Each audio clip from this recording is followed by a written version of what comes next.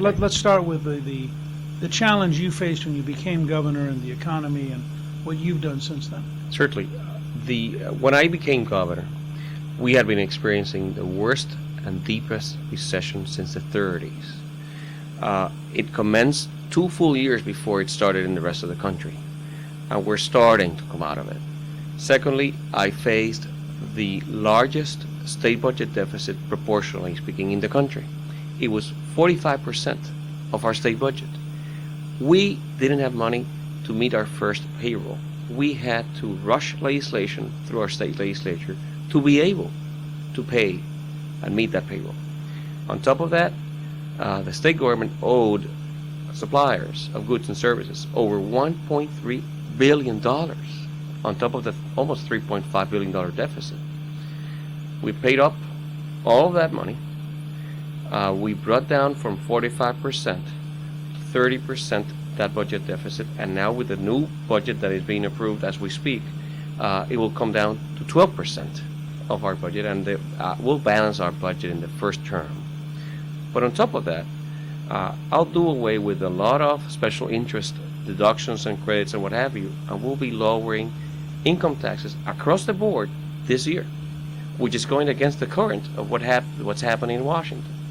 On top of that, another major issue that I faced was a out of control permitting process. There were so many permits to do anything, and we essentially are doing away with more than half of the permits. Actually, at the end of the day, we're going to have one permit. We approve legislation along those lines.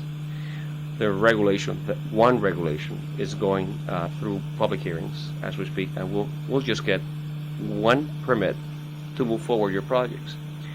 We also approve legislation, and we're starting to put out projects. We already have put out 5 projects with a program, the most advanced public-private partnership legislation in the country. And it is really, truly cutting edge. And we've seen a couple of states try this. Our P3 legislation is the most advanced in the country and provides for a program, not just a couple of projects.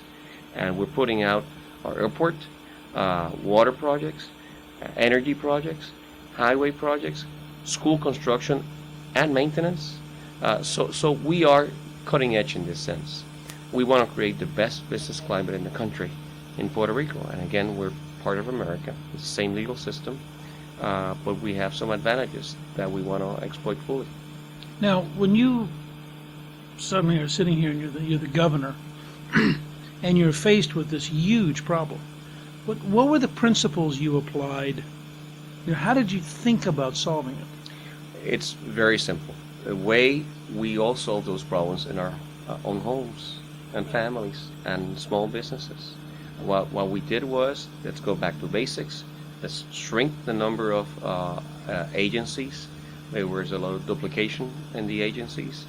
And let's make sure that the money gets where it should. That is, services where they're needed. And start paying up as you would in any business. If you're hired as a CEO, what will you do? Put your house in order and move forward, and that's exactly what we've done. Actually, the rating agencies have noticed, and our rating has gone up 3 notches already in 16 months, and I know it will continue to do so. The spread in the cost of us borrowing money when I came in was 300 basis points, 3% above the average of municipal bonds across the country. Today, we pay exactly the same amount that is the average across the country.